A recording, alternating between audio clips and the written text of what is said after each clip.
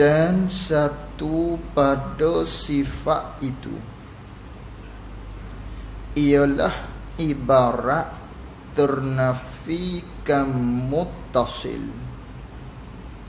Ibarat ternafikan muttasil padanya pada sifat, dengan bahawa sifat Tuhan itu dua-dua sebangsa misalan, seperti dua kudrat iradat ilal akhir, maka tidak. Kat situ. Jadi perbicaraan kita ialah perbicaraan berkaitan dengan sifat wahdaniyah, yang mana wajib kita i'tiqad Allah Ta'ala bersifat dengan sifat wahdaniyah. Apa itu wahdaniyah? Esa, satu. Maka wajib kita i'tiqad Allah tu satu. Manakah dalil Allah Ta'ala tu satu? Banyak. Di antaranya ayat di dalam surah Al-Ikhlas yang kita selalu baca, Qul huwallahu ahad. Katakanlah ya Rasulullah, Allah Ta'ala tu ialah yang satu. Allah Ta'ala tu ialah satu. Wa ilahukum ilahun wahid. Tuhan engkau itu, Tuhan kamu itu ialah Tuhan yang satu. Maka ini merupakan dalil. Dalil daripada Al-Quran bahawasanya Allah Subhanahu wa Ta'ala tu, dia tu satu. Maka apakah makna satu?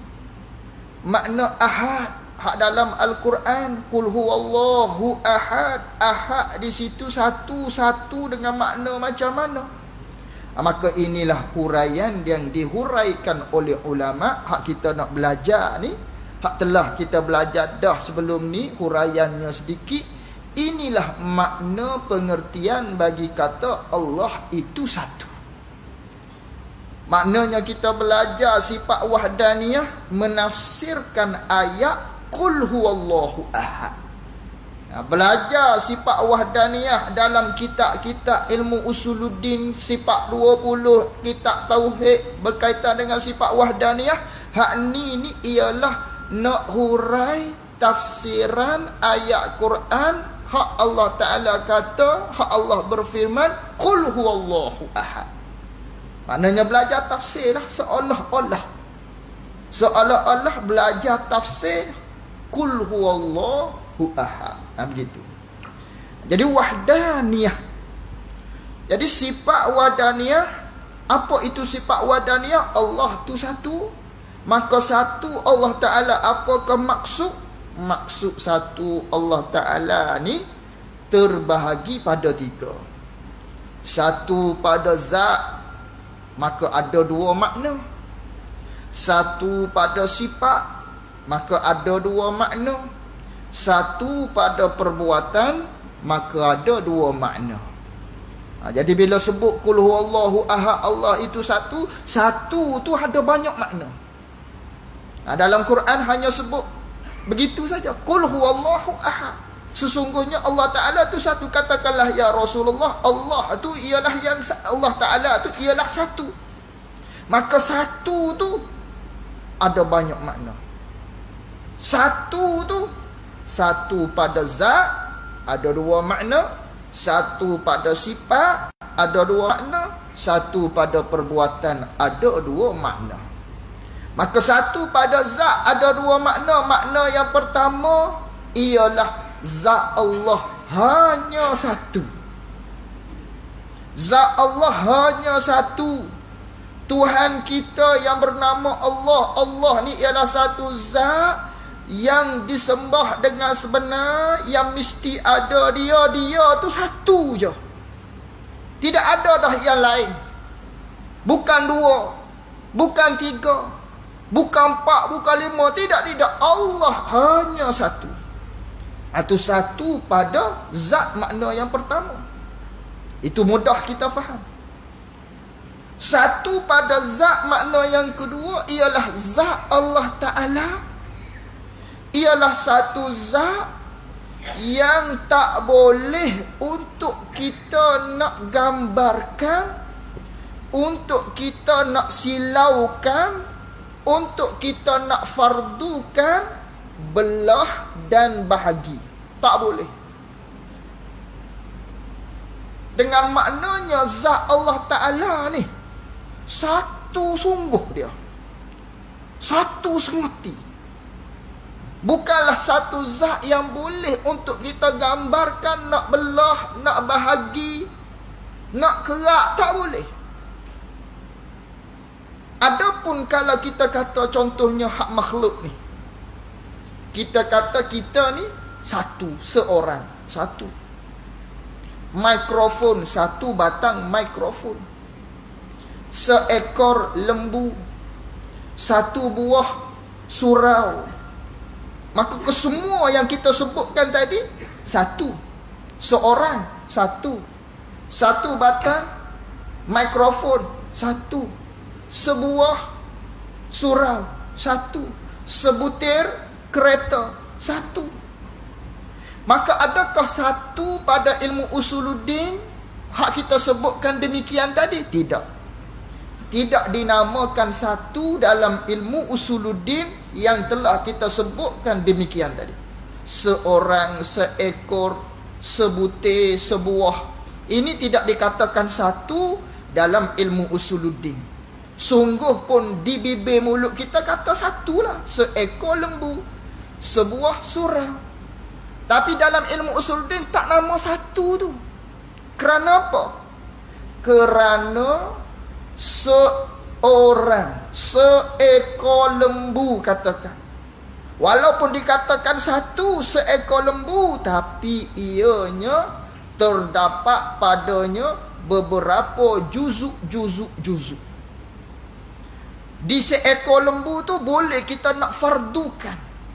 Di seekor lembu tersebut boleh kita nak silau, boleh kita nak jikalau, boleh kita nak bayangkan, boleh kita nak gambarkan pada seekor lembu tadi belah dan bahagi dan kerak yang membuatkan akan dapat pula di seekor lembu tadi banyak juzuk dia apabila dibelah, dibahagi, dikerak. Tadi kata seekor lembu. Sungguh pun seekor lembu boleh dibelah, boleh dikerak, boleh dibahagikan, yang menghasilkan pula banyak juzuk.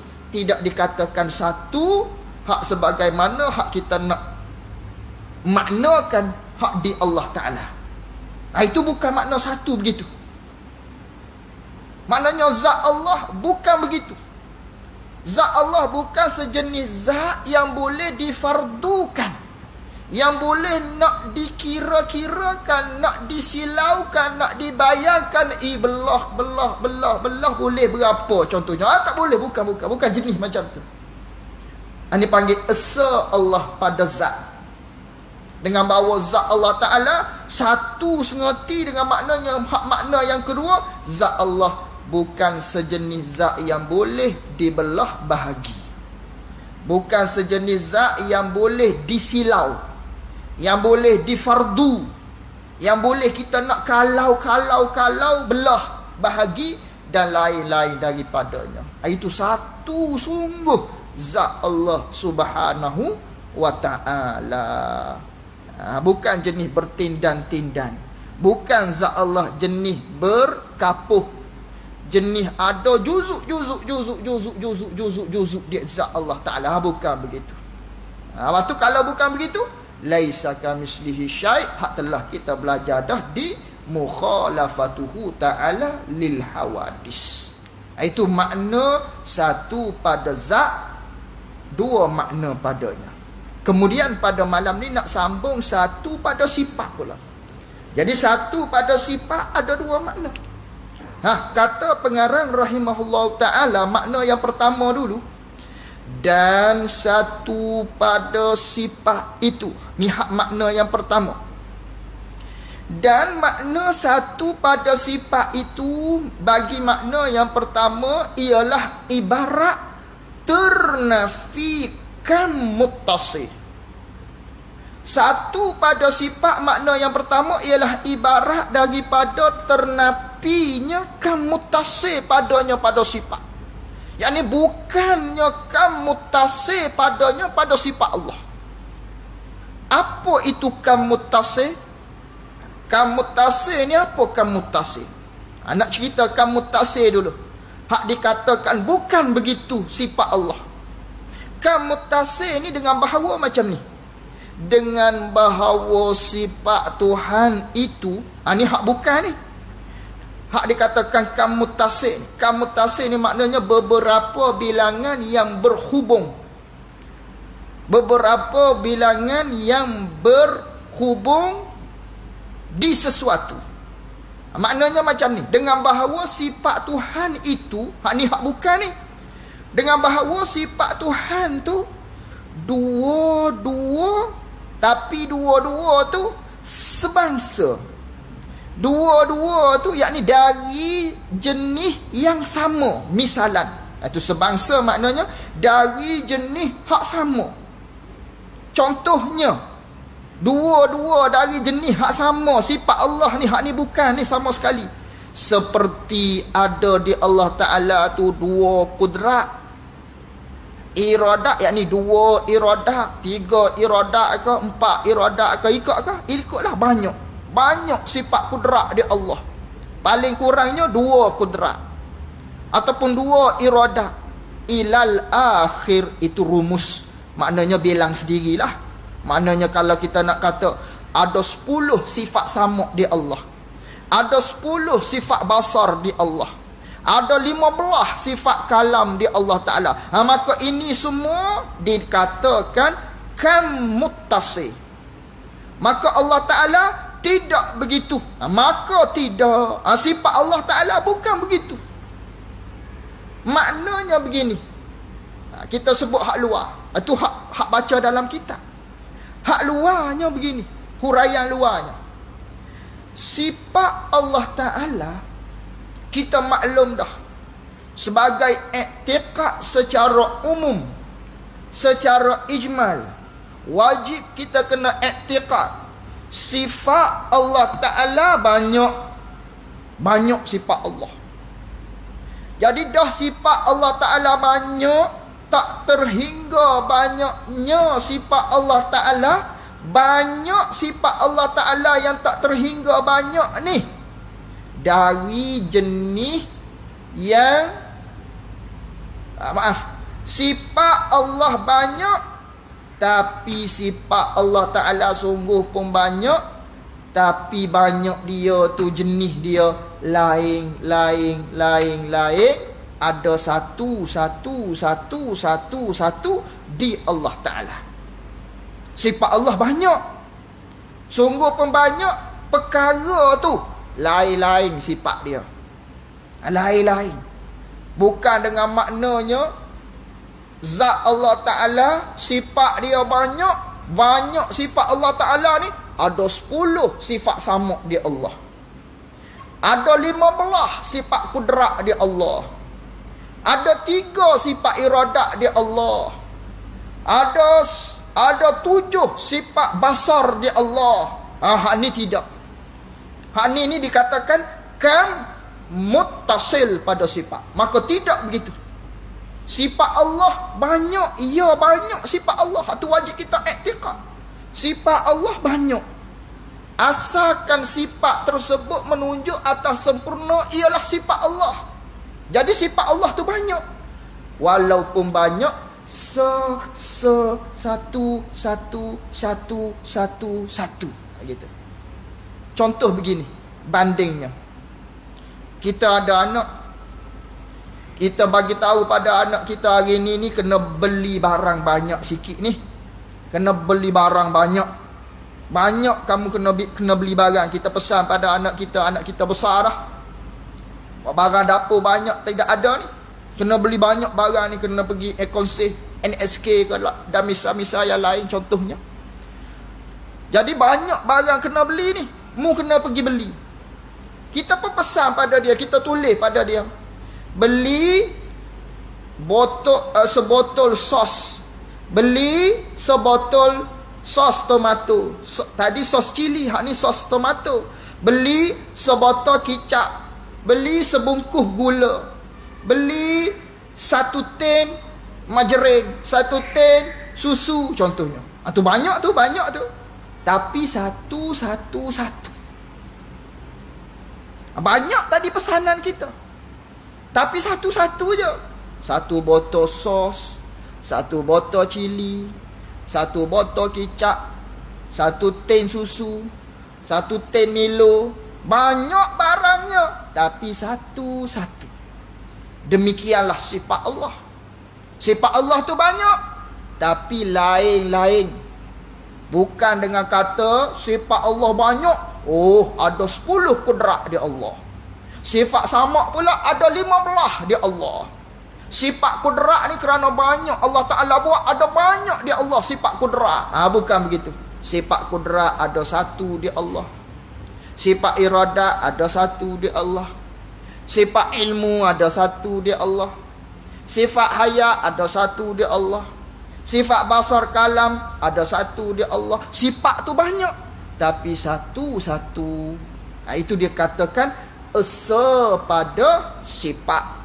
Itu dikatakan satu pada sifat Allah Subhanahu wa ta'ala. Bukan kam muttasil dengan maknanya ada banyak sifat Allah, tapi sifat tu banyak daripada jenis yang sama. Ada 10 kudrat, ada 15 kudrat, ada 15 sifat sama, ada 15 sifat basar dan lain-lain daripadanya. Ini tidak begitu. Sifat Allah banyak. Biar kita faham dulu, sifat Allah banyak. Itu memang wajib kita kena i'tiqad dah. I'tiqad secara umum sifat Allah tu banyak. Maka banyak tadi tu satu. Sifat kudrat ada satu di Allah. Sifat iradat ada satu di Allah. Sifat haya ada satu di Allah. Demikianlah. Tapi sifat Allah tu banyak. Itu satu pada sifat. Itu makna yang pertama. Yang kedua, dan diibaratkan pula. Ini makna yang kedua. Dan satu pada sifat makna yang kedua. Boleh kita kata macam itulah bagi orang yang ada kitab. Dan satu pada sifat makna yang kedua ialah ibarat pula daripada ternafikan munfasil padanya pada sifat. Bukan kam munfasil. Kam munfasil ni maknanya beberapa bilangan yang bercerai. Contohnya macam mana kam munfasil? Ni dia nak cerita kam munfasil. Ni bukan. Dengan bahawa ada sifat bagi yang lain, dengan bahawa ada sifat bagi benda yang lain daripada Allah. Ada sifat tu di benda lain boleh beri bekah, boleh memberi kesan seperti sifat Allah. Contohnya, seperti ada kudrat bagi yang lain daripada Allah. Ada di makhluk ni sifat kudrat, tapi kudrat dia boleh membekaskan, yakni boleh memberi kesan, boleh memberi bekas pada apa-apa bekasan, yakni terhadap satu-satu perkara. Maka yang demikian itu, maka bukan begitu. Bukan. Baik, hak luar macam mana hak luar? Itu huraian dalam kitab. Huraian luarnya macam ni. Maknanya satu pada sifat makna yang kedua. Sifat di benda yang lain tidak ada satu pun seperti sifat Allah. Begitu. Di makhluk-makhluk semua ni, semua hak dikatakan makhluk tidak boleh nak memberi bekas. Tidak ada di sifat makhluk sama seperti sifat Allah. Kalau kata kudrat, kita dikatakan ada juga kudrat. Kita ni ada juga kudrat. Dengan sifat kudrat yang ada di kita ni, maka kita dikatakan boleh buat rumah. Kita boleh buat kereta, katakan. Kita boleh bina masjid dengan kudrat kita. Maka kudrat kita tak sama dengan kudrat Allah. Kerana esa pada sifat dengan maknanya hanya sifat ni, hanya Allah Ta'ala saja yang boleh memberi bekah. Tidak ada di benda lain yang boleh memberi kesan, yang boleh memberi bekas. Sungguh pun di kita kata, kita yang buat rumah, kita yang buat kereta, contoh. Kita yang bina itu, bina ini, dikatakan kita. Tapi kudrat kita tersebut sebenarnya bukan memberi kesan terhadap membuat tadi. Kudrat Allah Ta'ala lah yang memberi kesan pada hakikatnya pada membuat tersebut. Bukan kudrat kita selaku makhluk. Tak boleh. Kudrat kita tak boleh nak memberi bekas sedikit pun. Kerana itu dia kata di sini, adapun disandar pada tuturan kepada makhluk, seperti dikatakan rumah ini tukang Abdullah lah yang buat misalannya. Kita kata, ni siapa buat ni? Rumah ni? Oh, Abdullah buat. Maka demikian kita kata sandar kepada Abdullah yang buat. Maka dengan jalan ikhtiar dan usaha jua. Ini atas jalan ikhtiar dan usaha sahaja. Yakni sengeling hati. Sengeling hati dia kata kat sini. Sengeling ni maknanya sengaja hati kita mahu nak buat. Dan dengan sebab susah lelah kita. Dan dengan sebab beserta anggota ada pada kita jua. Bukanlah dengan jalan makhluk ini boleh memberi kesan pada hakikat, bukan. Hanya disandarkan siapa yang buat masjid ni contohnya. Buat misalnya Abu Bakar hak bina masjid ni, surau kita ni, buat contoh saja. Oh, jadi kita kata Abu Bakar yang buat. Abu Bakar disandarkan kepada Abu Bakar yang buat binaan masjid surau ini ni hanya pada ikhtiar dan usaha sahaja. Sandar pada dia buat tu kerana pada susah penat lelah dia saja, sebab tu kata dia buat. Hakikatnya Allah yang memberi kesan jadi itu Allah. Maka tidak ada satu makhluk pun yang boleh memberi bekah. Hanyalah perbuatan Allah Subhanahu wa Ta'ala sahaja yang boleh memberi bekah. Maka satu pada sifat, makna yang kedua dengan maknanya hanya sifat Allah Ta'ala saja yang boleh memberi bekah. Sifat makhluk tak boleh memberi bekah. Tidak ada satu sifat di makhluk pun yang sama dengan sifat Allah. Sama ada pada sifat pelihat, sama ada pada sifat pendengar, sama ada pada sifat apa lagi? Kudrat, sama ada pada sifat iradat. Walaupun kita kata kita ada sifat iradat, kita ada sifat pelihat, kita ada sifat sama, tapi sama kita tak sama dengan sama Allah. Sifat basar kita yang lagi kita akan belajar tak sama dengan sifat basar Allah. Sifat iradat kita tak sama dengan sifat iradat Allah. Sifat kudrat kita tak sama dengan sifat kudrat Allah Subhanahu wa Ta'ala. Bermaksud tidak ada di benda yang lain sifat sama dengan sifat Allah. Kalau ada, maka tidak sama sekali. Itu maksud bagi satu pada sifat makna yang kedua. Habis kat situ. Dan satu pada perbuatan itu. Wallahu a'lam. Satu pada perbuatan, insya-Allah kita akan bahas pula pada pertemuan kita yang akan datang. Kita nak baca kitab Munyatul Musalli.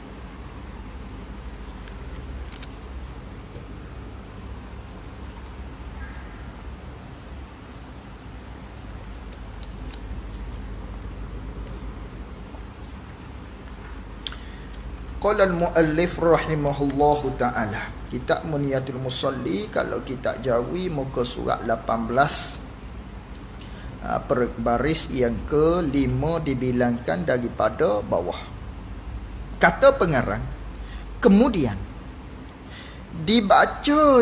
dibaca oleh seseorang setelah mana dia selesai daripada mengerjakan sembahyang. Ini perbicaraan kita berkaitan dengan perkara-perkara yang sunat kita lakukan selesai daripada kita solat. Lepas daripada kita Assalamualaikum warahmatullahi, habis saja kita solat, sama ada solat mana-mana, maka sunatlah bagi kitanya, iaitulah sebagaimana hak telah kita belajar pada pertemuan kita yang lalu dengan zikir-zikirnya. Setelah mana habis zikir, hak sebagaimana telah kita bicara, kemudian dibacanya pula doa. Lepas daripada kita zikir siap, maka kita pun baca doa lah. Apa doanya? Ini doanya. Ikutlah doa mana pun. Ini doa hak telah dimuatkan oleh Syekh Daud dalam kitab dia. Kalau kita nak baca doa mana-mana pun tak jadi masalah. Ini doa setengah daripadanya hak diajar oleh ulama-ulama kita. Antara doanya, Allahumma inni, baca apa ni, bismillah dululah. Bismillahirrahmanirrahim.